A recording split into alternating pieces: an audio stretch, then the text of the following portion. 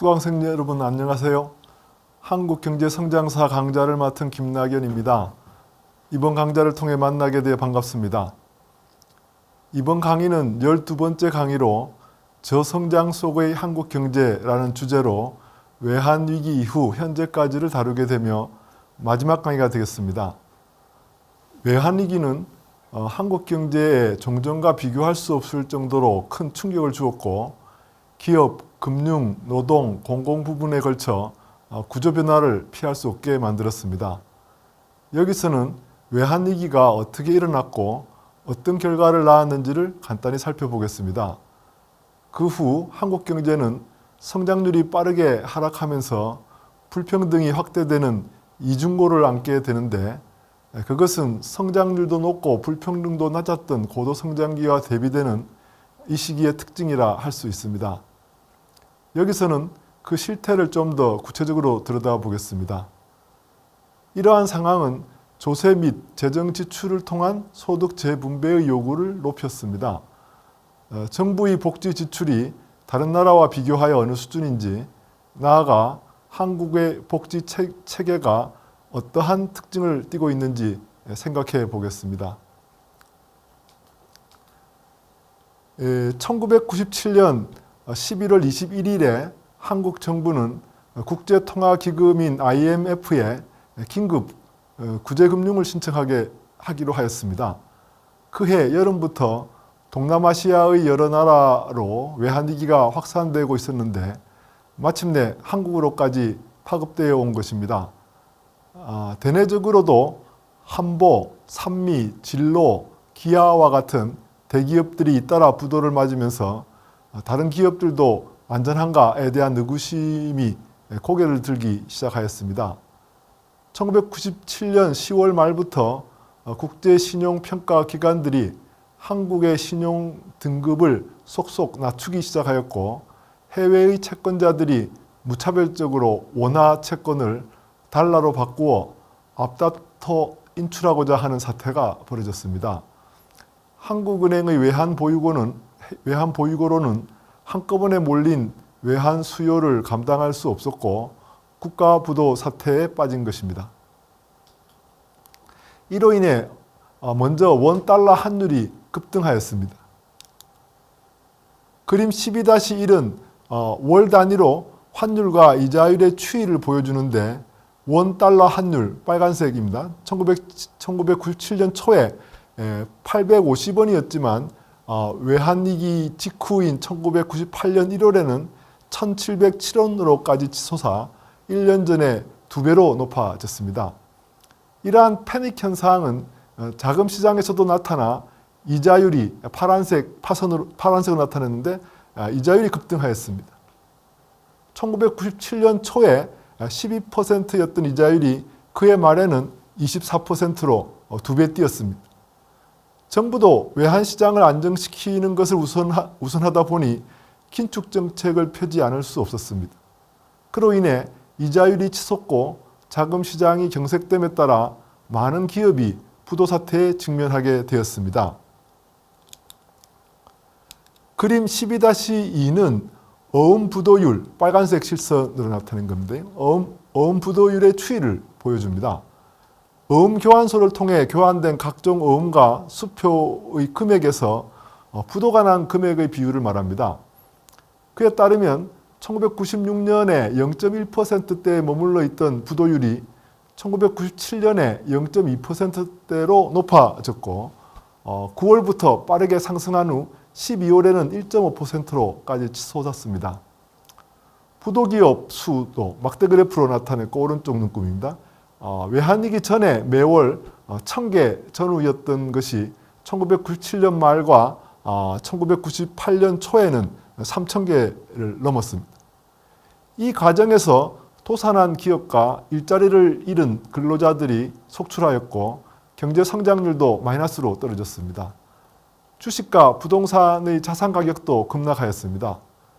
예전의 경제 위기와 비교할 때 그 정도가 가장 심각하였다고 할 수 있습니다. 외환위기의 원인에 관해서는 근본 요인론과 자기 실현론을 들 수 있습니다.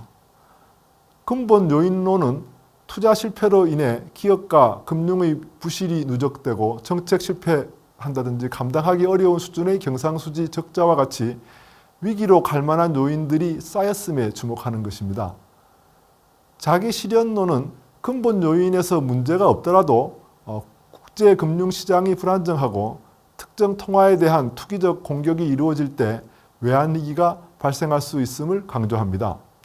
사실은 투기적 공격이 이루어지는 것은 근본 요인에 문제가 드러날 때 가능하다는 점을 감안하면 양자의 요인이 상호작용한다고 생각됩니다.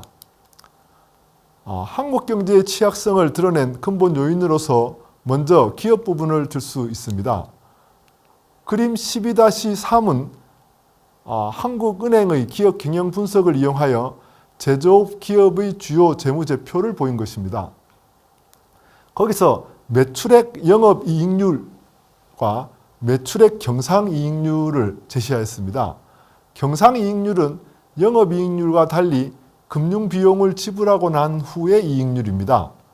즉 매출액 영업이익률은 1990년대에 7%의 수준을 보인 반면 매출액 경상이익률은 등락이 심하며 평균 1.4%에 불과하였습니다. 한국 기업의 부채 비율이 매우 높아 금융비용까지 감안하면 영업실적이 부진하였을 뿐 아니라 불안정하였음을 알 수 있습니다. 차입이자 나누기 매출액으로 구해지는 금융비용 부담률이 5%를 넘는 것이 보통이었고 경기가 좋지 않거나 차입금 평균 이자율이 높아지는 충격이 발생하면 매출액 경상이익률이 곤두박질 치는 양상이 반복해서 나타났습니다. 경제위기에 해당하는 1972년, 1980년, 1997년에 매출액 경상이익률이 급락하여 0이나 마이너스로 떨어진 것을 알 수 있습니다. 이것은 기업의 영업실적이 금융비용도 제대로 커버하지 못했음을 보여주는데 빚을 내서 수익이 나지 않는 사업에까지 무리하게 투자했음을 뜻합니다. 그런데 이러한 기업의 행태가 반복해왔던 것은 순익보다는 규모의 확장을 더 중시하였고 정부가 경제위기 때마다 부실화된 기업을 구제했기 때문입니다. 만약 기업 또는 기업 집단이 리스크를 모두 자신이 부담한다면 뛰어들지 않았을 사업이라도 실패할 경우 정부가 구제해 줄 것으로 기대하면 실패할 리스크를 과소평가하게 됩니다. 이것은 정부가 암묵적으로 기업의 사업 리스크를 일부 공유하는 시스템이 만들어졌음을 뜻합니다. 박정희 정부에서는 이를 통해 기업 집단이 중화공업과 같은 리스크가 큰 사업에 실패를 무릅쓰고 과감하게 뛰어들도록 만들었다고 생각합니다. 그 반면 이 시스템은 기업의 도덕적 해이를 부추겨 과잉 또는 부실 투자로 경제 위기를 낳기도 하였습니다. 지난 강의에서 1980년대 이후 정부 주도에서 민간 주도의 시장경제 체제로 정책을 전환하고자 하였지만 불완전한 시도에 그쳤음을 언급한 바 있습니다. 기업 부문에서는 박정희 정부 시기와 같은 기업 집단에 대한 통제가 더 이상 유효하지 않게 되었지만 기업이 위기에 빠졌을 때 정부가 구제할 것이라는 기대를 불식하지는 못하였습니다.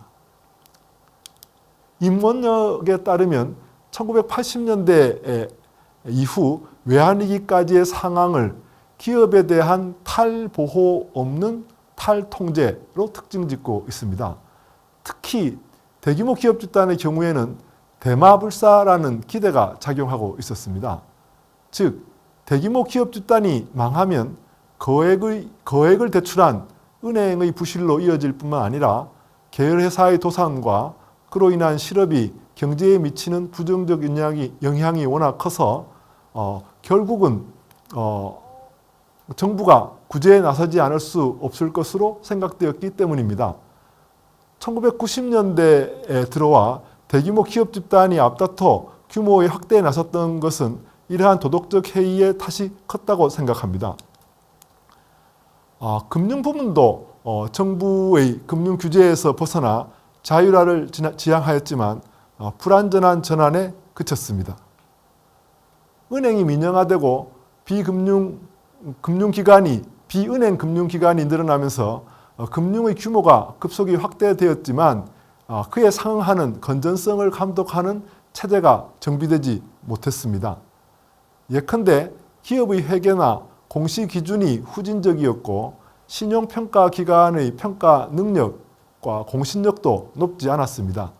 금융의 감독기구가 분할되어 있어 건전성 감독이 미치지 못하는 사각지대도 늘어났습니다. 더구나 자본시장이 개방되면서 금융기관의 해외 영업활동에 대한 규제가 대폭 완화되었습니다. 이 과정에서 금융기관은 단기의 외자 차입을 빠르게 늘렸습니다. 이때 금융기관의 자산과 부채가 균형을 이루고 있다고 해도 만약 단기자금을 빌려와 장기로 운영하고 있다면 양자의 만기 불일치로 인해 외화 유동성의 문제가 생길 수 있습니다. 그렇지만 이에 대한 감독이 제대로 이루어지지 못했습니다. 그림 12-4는 외환위기 전후에 걸쳐 경상수지와 그에 대응하는 금융개정의 추이를 보여줍니다. 그에 따르면 경상수지는 1995년부터 외환위기가 발생할 때까지 적자폭이 빠르게 늘어나고 있었습니다. 이 적자는 해외로부터 자금의 순유입으로 메워지는데 이를 파악한 것이 국제수지표의 금융개정입니다. 금융개정이란 순해외 자산에서 순해외 부채를 뺀 것으로 이 값이 마이너스이면 부채가 자산보다 더 커서 자금의 순유입되었음을 말합니다. 여기서는 편의상 금융개정의 부호를 반대로 바꾸어 그래프에서는 자금의 순유입을 플러스로 나타냈습니다. 예컨대 1994년에서 97년의 금융개정 보라색 막대 그래프입니다. 금융개정이 플러스로 나온 것은 경상수지 적자에 대응하여 해외 자금이 순유입되었음을 보여줍니다. 양자가 일치해야 하지만 그렇지 않은 것은 누락 및 오차가 있기 때문입니다. 여기서 주목하고자 하는 것은 이 금융개정의 내역을 직접 투자, 증권 투자, 기타 투자, 준비자산으로 나누어 보면 거기서 장기 자금으로 볼 수 있는 직접 투자는 빨간색으로 되어 있습니다만 규모가 크지 않았고 대부분이 하늘색 실선으로 제시한 증권 투자와 기타 투자로 이루어진 것을 알 수 있습니다. 이들은 대부분 단기 자금으로서 언제든 빠져나갈 수 있는 것인데 외환위기 전부터 그러한 단기 자금의 유입이 급증하였던 것입니다. 기타 투자는 주로 국내의 금융기관에 의한 해외로부터의 단기 외화 차입으로 이루어져 있습니다. 이렇게 빌려온 단기 자금을 국내 기업에 장기로 빌려주는 경우가 많았는데 그 경우 이를 금융기관의 자산과 부채의 만기 불일치라는 문제가 발생하게 됩니다. 외환위기 직전에 단기자금 성격의 해외 부채 규모가 한국은행의 외화 보유고보다 2배 이상 많았지만 이를 미리 감시하거나 규제하지도 않았습니다. 이러한 취약점이 노출되자 아시아발 외환위기가 한국으로 파급되어 오는 것을 막지 못했던 것입니다. 외환위기가 발발하자 패닉에 빠진 외환시장과 금융시장을 안정화시키는 것이 급선무였고 나아가 근본 요인을 제거하기 위해 기업, 금융, 노동, 공공 부문의 개혁에 나서지 않을 수 없었습니다. 기업 부문에서는 채무를 감당할 수 없게 된 부실 기업을 처리하고 위기가 다시 반복되지 않도록 기업 구조를 개혁하고 시장 규율을 강화하는 것이 과제로 되었습니다. 외환위기 직전에 채무가 많은 상위 63개 기업 집단 중에서 무려 30개가 부실화된 것으로 드러났습니다. 이들 중에서 기업의 존속가치가 청산가치보다 큰 경우는 채권단이 출자 전환과 채무 경감으로 회생시키고자 하였지만 그렇지 못한 기업은 청산되었습니다. 부실 기업의 처리는 대기업 간의 사업 교환, 이건 빅딜이라고 표현했습니다만 사업 교환과 금융기관의 협약에 기초한 기업 개선 작업, 이걸 워크아웃이라고도 합니다. 그것을 중심으로 추진되었습니다. 기업 구조 개혁은 김대중 정부의 5+3 원칙에 따라 추진되었습니다. 1998년 초에 김대중 대통령 당선인은 4대 그룹 총수와 첫째, 기업 경영의 투명성 제고, 둘째, 상호 채무 보증 해소, 셋째, 재무 구조의 획기적 개선, 넷째, 핵심 주력 사업으로의 역량 집중 및 중소기업과의 협력 강화, 다섯 번째, 지배주주와 경영자의 책임성 강화라는 5대 원칙에 합의하였습니다. 그해 8월에는 여기에다가 다시 첫째, 제2금융권의 지배구조 개선, 둘째, 계열사 간 순환 출자의 억제 및 부당 내부 거래 차단, 셋째, 변칙적인 상속 증여의 방지라는 3대 과제를 추가하였습니다. 이러한 조치들은 기업에 대한 시장의 기율을 높이는데 일정한 성과를 거두었다고 평가할 수 있습니다. 특히 1999년에 5대 그룹인 대우를 구제하지 않기로 한 것은 기업과 금융기관은 물론 일반 투자자까지 손실을 보게 하여 대마불사라는 도덕적 해이가 더 이상 통하지 않음을 보여준 계기가 되었습니다. 금융부문의 구조개혁에서도 정부 주도로 금융 시스템을 조속히 정상화시켰습니다. 대형은행의 경우 공적 자금을 투입하여 자본을 확충하되 기존 경영진의 퇴출과 기존 주식의 소각 및 직원들의 구조조정이 추진되었습니다. 규모가 작은 은행이나 종합금융회사를 비롯한 비은행 금융기관의 경우는 합병되거나 파산하였습니다. 그리고 금융안전망을 개선하기 위해 은행, 증권, 보험을 포괄하는 통합감독기구로서 금융감독원이 설립되었습니다. 노동 부분에서는 정부가 노사정위원회를 구성하여 노사협약을 통해 노사관계 개혁을 추진하였습니다. 이 과정에서 사용자 측이 요구했던 정리해고제와 파견 근로제를 도입하는 한편 근로자 측이 요구인 교원노조의 설립과 노조의 정치활동 등이 허용되었습니다. 공공 부분에서는 포항종합제철을 포함한 공기업을 민영화하였고 중앙 및 지방 정부 산하의 기구와 인력을 대폭 감축하는 구조조정이 추진되었습니다. 외환위기 이후 구조개혁의 결과 한국 경제는 여러 가지 면에서 크게 변모하였습니다. 먼저 그림 12-1에서 본 바와 같이 1997년 말에 치솟았던 원달러 환율과 이자율은 빠르게 진정되었습니다. 다만 환율은 안정을 되찾은 새로운 수준이 외환위기보다 높아졌지만 이자율은 10% 아래로 떨어져 외환위기 이전보다 더 낮아졌습니다. 그림 12-2에서 어음 부도율과 부도기업 수도 빠르게 안정되어 갔습니다. 1999년에 부도율이 다시 급등한 것은 대우그룹 계열사의 워크아웃 과정에서 나타난 것으로서 일반적인 부도와 성격이 다르며 2002년 이후는 부도율이 외환위기 이전보다 안정되었습니다. 외환위기 때까지 확대되었던 경상수지 적자는 그림 12-2에서 보았듯이 1998년에 대규모 흑자로 전환되었습니다. 환율과 이자율이 급등하여 수출이 늘고 수입이 대폭 줄었기 때문입니다.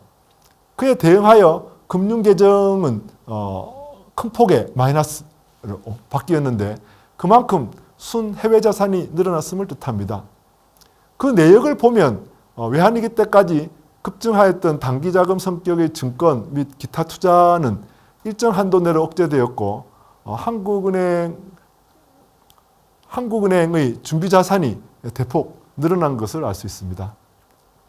경제 성장률은 1997년에서 8년에 6.2%와 마이너스 5.1%로 곤두박질 쳤던 것이 1999년에서 2000년에는 11.5%와 9.1%로 크게 반등하여 V자형의 회복이 이루어졌다고 할 수 있습니다. 기업 구조조정의 결과 기업의 자금 조달 구조도 크게 바뀌었습니다.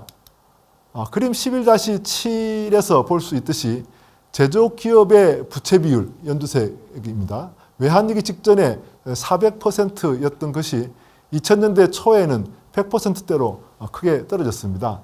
30대 재벌의 부채 비율도 주홍색 실선인데 그것도 큰 폭으로 떨어진 것을 알 수 있습니다. 그림 3-9는 한국은행의 자금 순환표에 의거하여 제조업에 한정하지 않고 전체 비금융 기업의 자금 조달 구성을 보인 것인데 거기에서도 유사한 양상을 확인할 수 있습니다. 즉 외환위기를 기점으로 하여 대출구매 비중이 급락한 대신에 주식이나 채권의 비중이 급증하였습니다. 대기업은 자본시장에서 주식이나 회사채를 발행해서 자금을 조달하게 됨에 따라 은행의 대출은 가계와 중소기업 중심으로 바뀌었습니다. 그림 12-3에서 볼 수 있듯이 제조업 기업의 재무제표도 외환위기를 계기로 양상이 크게 변했습니다.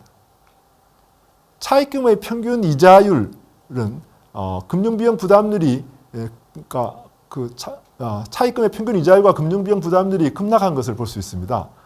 금융비용까지 감안한 매출액 경상 이익률이 2001년까지는 0에 가까웠지만 그 후 5%로 뛰어 정상 수준을 회복하였습니다. 주목되는 것은 그 이전까지는 매출액 영업이익률과 매출액 경상이익률 간의 갭이 크게 벌어져 있지만 그 이후에는 금융비용이 크게 낮아져서 두 이익률이 거의 같은 수준으로 되었다는 것입니다.